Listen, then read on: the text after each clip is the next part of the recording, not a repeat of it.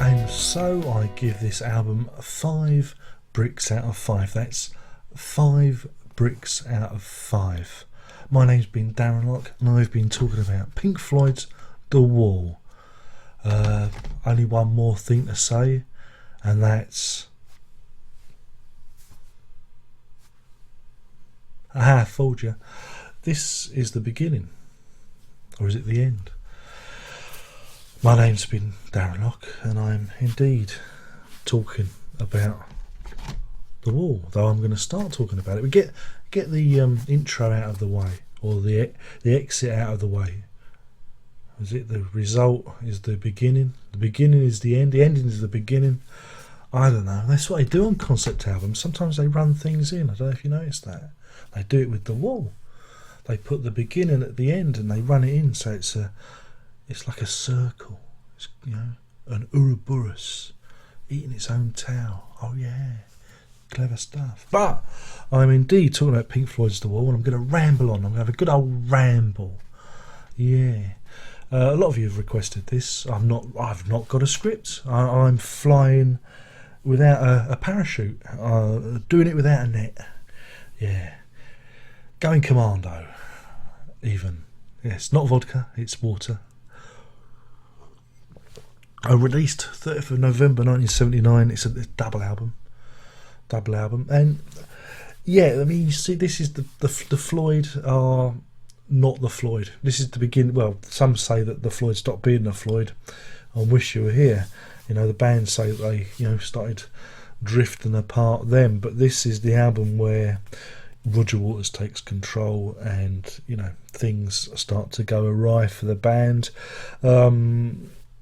Thinking back, at this point in the band's career, they were having financial problems, bad investments, they were owing money. They needed to produce an album quick, you know, in order to keep going. I mean, this is back in the days in the UK where rock stars were sometimes charged, you know, 83% tax. God, those are good old days, wasn't it? So yeah, they were under a lot of pressure, and you know, Roger Waters gets in Bob Ezrin under the recommendation of his girlfriend at the time to help co-produce the album, and this is where like the rot sets in, because you know there's friction between Bob Ezrin and Richard Wright and Roger Waters, and so Richard Wright is shown the door and get on. So is it a Floyd album? Because really, it's Mr. Waters coming. Oh, that noise is someone's bid on an eBay, on one of my eBay things. Oh, yeah. But I digress. So yeah, Roger Waters comes to the band and he gets 2 ideas. One of them's The Wall, the other one's the pros and cons of hitchhiking, which turns out to be his proper first solo album. The band democratically say, we'll do The Wall. And they go off and it's recorded to various studios, and you know, and yeah, and you see them stop being a progressive rock band. They're not a progressive rock band on this. This is a rock opera, more in the style of Tommy or Quadrophenia even than an out and out concept album with long noodly pieces. It's good because the band do tiny itty bitty short songs. They do little pop songs that are joined together, and that's what makes quite an interesting record, because there's lots of little songs joined together. Again, the idea is semi-autobiographical. You know, it's about a guy, you know, Roger Waters, Syd Barrett kind of hybrid, has all these bad things happen to him, and so he constructs a wall around himself, you know, because he can't control his emotions. And it's based on something that happened to Roger Waters when he was in Canada, you know, and a fan crawls up on stage to, you know, to meet his idol, and Roger Waters spits in the fan's face, and that kind of stuck with him. So he thought, you know, why don't we just build a wall between us and the audience? And so this is where the whole concept kind of springs up. Again, it opens with In the Flesh, and it opens with the ending, as I was referring to at the beginning of this video.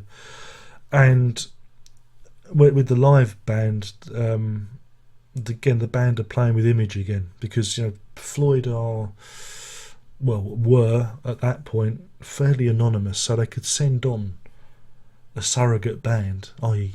not the Floyd, wearing the death masks of the original members and get them to play, and no one would necessarily notice. Again, that's another cunning wheeze by Waters and Co.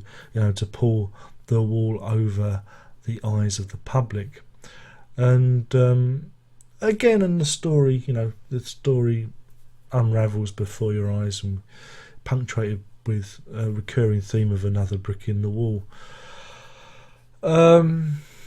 So we go from childhood and him losing his father to going to school and having a tough time. Hey, we all had a tough time at school, didn't we? Happiest days of our lives. If you don't eat your greens, you can't have any pudding. I'm out of steam here. And then we get to another brick in the wall 2, which is the hit of the album, Indeed. And it's where you see Pink Floyd go disco. Dum, dum, dum, dum, dum, dum, dum, dum. Classic disco beat you've got there, augmented by kids singing, and the now iconic video with marching hammers and kids falling into the mincer. And it was good fun. This album, when I first heard it, I'm going to ramble. There's no structure to this, there's no structure. I listened to this album when I was a young teenager, and of course it appeals to you. It's about teenage rebellion, and I don't know, no one can tell me what to do, and the isolation that you sometimes feel as a teenager, and so you do feel like you're building a wall around the things that are private to you. So I could relate greatly to the record. Unfortunately, as a fat old fuck, in his 40s now, it's completely alien to me. And I find I like the album. I'm not saying I don't like the album. I think the album's a great work, but I find it harder to identify with the main protagonist. Again, one of the issues I have with it is that he blames everyone else. I think I've mentioned this before in another video. He blames everyone else. All these problems are everyone else is responsible for his problems. He's not a man. He doesn't man up and take responsibility for anything. So for me, I find that very difficult to relate to. He blames his mother. Again, his mother cares for him and nurtures him, but he sees this as being overbearing and overprotective. His wife, who cares for him, is turned into this, harpy with a stinger for a tail, Gerald Scarf's illustration. Again, it's a very misogynistic portrayal of women. Again, I have a problem with that, because this character is very selfish and introspective and a real man-child, and that's why I have problems, feeling pity for him. And the great thing in One of My Turns, where the prostitute says, this apartment, this place is bigger than my apartment, the where he's staying, is and you can see the relationship between the rock star and the groupie, and the distance between someone who's so miserable on his pedestal and the lowly character who's just amazed at seeing this place and all these guitars. So your sympathy, you just think, what an arsehole. What a complete and utter arsehole. And then it gets even better. He turns himself into a right-wing fascist. Now we all have fascistic feelings. Everyone has a right wing to them. Some of us have a left wing too, but that's that part of you that goes, fuck them all, when you get cut up on the road. I'm not that I drive. I'm a very calm person, so none of this actually relates to me. I'm just pretending to know what other people think. But that part of you goes, fuck yeah. That aggressive, horrible part of you, that sneery, snivelling little shit inside you that wants to beat up the person that's grabbed the last copy of the newspaper. That part of you is manifest in this this fascist leader that comes to bearing for in Run Like Hell and Waiting for the Worms, and all sympathy dissipates, even at the trial. So you haven't got much to hang on to. It's all about the music. It's not about the character. It's not like some concept albums where you can, like I say with Tommy, you can sympathise with the character. Even I'm trying to think of a. It's kind of similar to Quadrophenia, where Jimmy, but you can understand it with Jimmy. He's a teenager. He doesn't know about the world, so you can understand his angst and his problems. Whereas Pink, you just think you're just a spoilt brat. But you're not here to hear me slag off your heroes. You want me to critique this record. What I like about it is the Floyd, or the Roger Waters writing machine. Because if you get the box set, you can hear his demos and you can hear exactly who brings what to the table. Waters does stretch himself, and like I say, it becomes it's a very poppy album. Different styles of music that go from out and out rock to very gentle pieces, acoustic pieces with Goodbye Blue Sky and Mother, and then also get these rock pieces too. So if you compare it to what's gone before, to Animals or Wish You Were Here or even Dark Side of the Moon, it feels like a completely different band. It feels like a completely different animal. It's very, very modern. It's a very modern record. If you think about, it's when it was recorded in 1979, very, it's got a very modern sound to it. So, I like that. And it still does sound fresh. This is what surprised me when I did listen to it. Again, it's not an album I go back to much these days, but when the big box set came out, I listened to it a couple of times, and it surprised me again, because this is an album that I used to play to death when I was a teenager, and I mean to death. I had it on cassette and I wore out my cassette version. The LP version was always too expensive, so I could never really afford it. It was cheaper to get the cassette, or the LP was out of stock or whatever. So so that was that.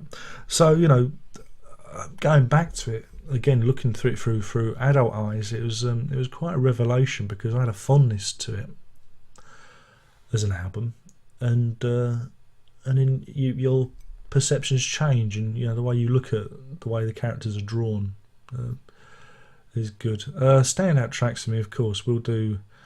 I mean, the only time it gets dull for me is like side. I guess we're talking about side 3. Vera, Bring the Boys Back Home. I find that it drags somewhat. Standout tracks. I'm wittering here. Another Brick in the Wall. That's kind of cool. The single. We all love the single. Empty Spaces, but I prefer the version on the film, and we'll talk about the film as well. I'm covering all bases with this, And then, for me, the pièce de résistance of the album, and probably the greatest song that the Floyd ever put out, is Comfortably Numb. Based on Roger Waters and being tranquilised when he had hepatitis, I believe. And that song itself is just, I never get bored with it. It's just a fantastic piece of, and I can relate to that, because I can relate to being so, out of it. Sometimes you can be in that zone where you just don't care. When you get slightly toasted, Comfortably Numb. That was an email then. That was an email. And of course, it's all set off with it's in, I think it's in my favourite key of D, I believe, D for Darren, and you got the lovely string parts and the guitar solo. It's the guitar solo that makes it, and it's a defining moment for Gilmour. because it's a guitar solo unlike any other guitar solo. It soars and sweeps and swoops, and and it takes you with it. It's a fantastic piece of music. And the resolution, the trial, it goes all Gilbert and Sullivan at the end. Again, that's Bob Ezrin's idea. Very cinematic in its execution, very clever. But again, you don't have very much sympathy for the lead character. You tend to get behind the judge. Pull your boots up. That kind of thing. So yeah, I mean, for me, it's a very important album. I think it appeals to teenagers and lesser men, men who aren't in. Who aren't in control of their emotions, who feel that the world's being unfair to them. You are. But what I like is I like the film. I really like the film. Alan Parker. Again, Alan Parker, interesting career. He directs the musical Bugsy Malone. So I'm just pulling this up on the old thing. So I'm going to say he directs Bugsy Malone and Fame before he gets to this one. And yeah, I mean, so you go Bugsy Malone, Midnight Express, Fame, Shoot the Moon, and The Wall. Very diverse. And then after that, Birdie, where Peter Gabriel doing the soundtrack. That's a great film. I like that. So yeah, Alan Parker, had a hard job, because originally it was going to be kind of like a concert film, and then they decided to turn it into, get rid of the concert parts and turn it more into a narrative. And you see old Bob Geldof, Sir Bob, give me the fucking money. That's the only impression you're getting tonight. Taking the role of Pink. And I think, again, it's a bit easier to relate to, because you do see him being the selfish rock star. You do see him being a prat. It's easier to. I find it a bit easier to digest than the record. I don't know. I think it's because there's the visual part to it. And I really like the film, and I like the expanded version of Empty Spaces and the imagery that goes with Comfortably Numb. And of course, the best part for me, and this is something that you might need to bear in mind, because I do refer to this very often, it's the opening scene to Comfortably Numb, when the door bursts open to the hotel room. Bob Hoskins, in a little cameo, is Pink's manager, and he walks into the room and he goes, "Fuck me,"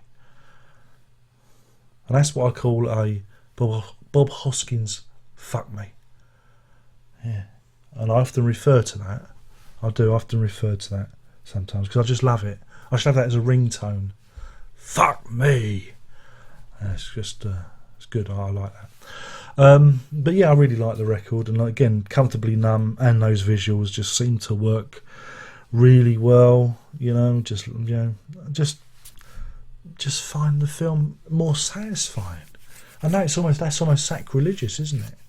But because we're all supposed to be into the music, into the music. But I really like the film. I like the album. I like the film. Maybe I love it all. Maybe this is the thing, But it does. It's funny how you listen to other Floyd albums like Animals and Wish You Were Here, and then come to this, and it's a very different band. Roger Waters does the majority of the vocals. Gilmour's influence is minimal. Richard Wright's influence is, and as for Mason, I think they got him. They edited most of his drum bits together and used a session drummer. So which one's Pink? It's strange that, and it's one of its most successful records. That and Dark Side of the Moon, I believe. It went on to get them out of the mire, do really well for them, saved them from a tax bill from hell, and the rest, they say, is history.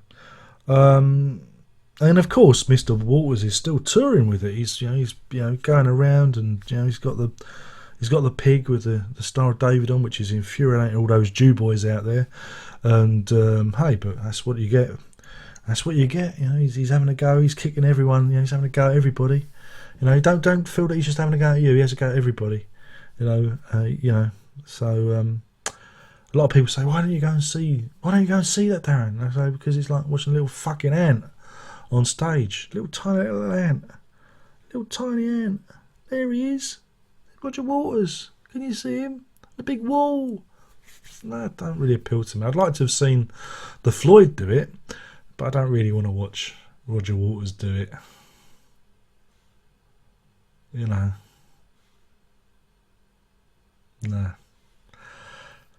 I'll buy the DVD when it comes out. So that's that. So yeah. It's probably not the review you wanted. Is this the review you wanted? I don't know. But which version to get, you're going to ask. Which one should I buy? Well, buy the newest one. If you don't like the newest one, buy the oldest one. If you don't like the CD, get the bloody vinyl, innit? Don't ask me. What do I know? I don't know nothing. All I know is I really like the film. Why not out on Blu-ray yet? Maybe they're waiting for an anniversary or something. Who knows? But yeah, The Wall. What do you think about The Wall? I'm sure you're going to tell me. Is it your favourite Pink Floyd album? Mine's probably still Animals. Still like Animals a lot. What's your favourite track? What's your least favourite track? Would it have been different if they'd have done Pros and Cons of Hitchhiking instead? That would have been strange, wouldn't it? That would have been a different record. But yeah, so The Wall, 4 sides. It's a big old record, isn't it? It's a big old record. But yeah.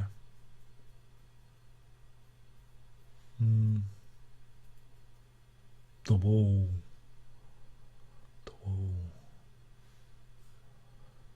Yeah.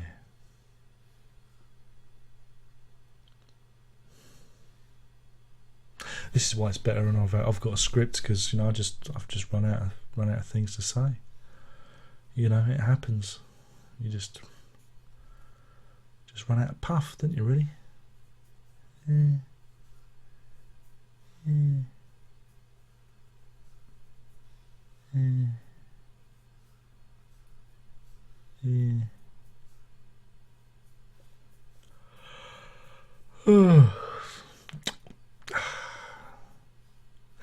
Oh well, I suppose we'll better call it quits then. Don't know what the next one will be. Don't really care. Don't think anybody really cares, do they? Nah, nobody cares. Anyway, so that's that. I better quit this because I don't think anyone's made it to the end. I'm just doing this to see who makes it to the end of the video. If anyone makes it to the end, if anyone has actually watched these videos, this is the thing. Who actually watches them? Do they just come in for the rating? Sometimes when I read the comments, I think, if you actually watch the video, who knows? I don't know anything.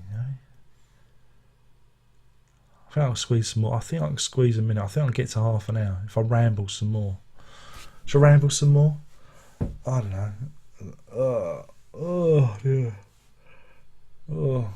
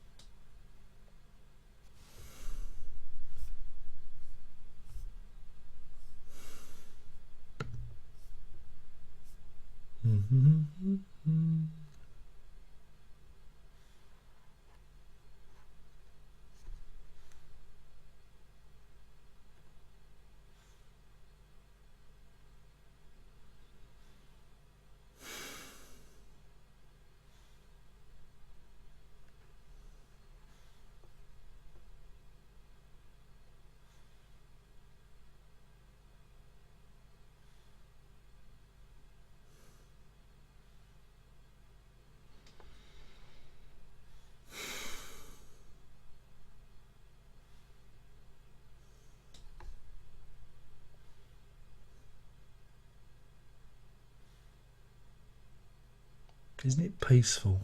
Nice and quiet. It's really nice. Just appreciating the silence then. But yeah, alienation. That's the wall. It's all about alienation. And I don't know.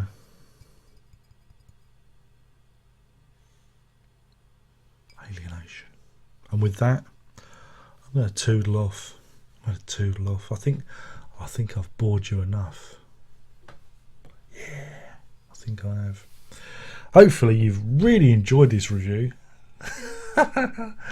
It's not been such a review, more of just a ramble, really, isn't it? You're going to be saying, write those fucking scripts. We can't stand. This is rubbish. We preferred the 10-minute format, not the 30-minute ramble. We was expecting quality. The quality's fallen somewhat. But it's hard to talk about a record like this. It really is. I mean, some records I find it a lot easier to talk about. And The Wall, you know, yeah, it's very difficult to talk about. You know, very difficult to talk about. Probably because I can't relate to it, you know. Unlike Dark Side of the Moon, I can relate to that. Parts of Wish You Here, you can relate to that. Animals, I can relate to that. You know, dogs, I can relate to that song. Whereas this, I have a real problem relating to it. When I was 15, I related to it, but I don't feel that sense of alienation anymore. You don't feel that. You know, you grow up, and now you know you just kind of step back from something. You know, but that's not to say it's a bad record. I think it's a great record. I like it, and it's unlike anything Pink Floyd has ever done. And it's probably not even a Pink Floyd record. It's probably more of a Roger Waters record, isn't it? Apart from Comfortably Numb, which has Gilmour all over it, based on a track from his first solo album, I believe. And with that, I think I will toodle off. I'm going to toodle. I am. I'm toodling. So yeah, my name's been Darren. Look, I've been deliberately wasting your time. Wasting your fucking time. Because you know what? I can do that. Because, you know, you guys skip these videos anyway. I could do a 2-minute video. I could do a 10-minute video. I could do a 20-minute video. I could do a 60-minute video, a 90-minute video. And you're going to skip to the end anyway. So it's all relative, isn't it, really? All relative. And that's that.